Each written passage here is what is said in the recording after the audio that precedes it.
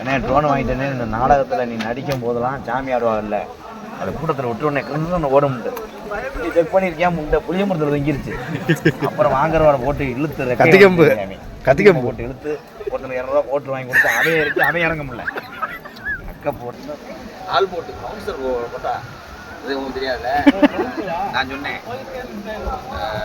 மாறி மிச்சு 2 பேர் இருந்தாங்க 2 பேரோட வரவட்ட போகிறோம்னே கவுன்சர் தான்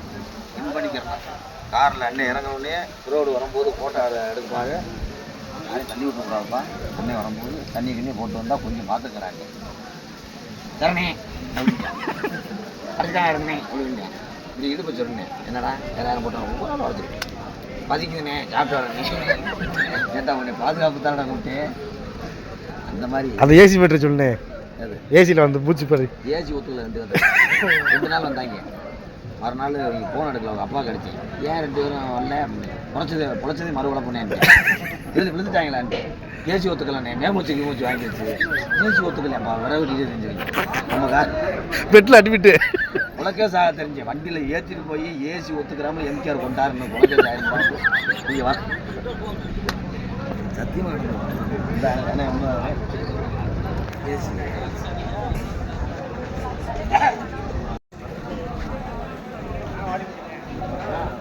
நீ ரெடியாக சாப்பாடு பார்த்து இடம் பார்க்கலாம்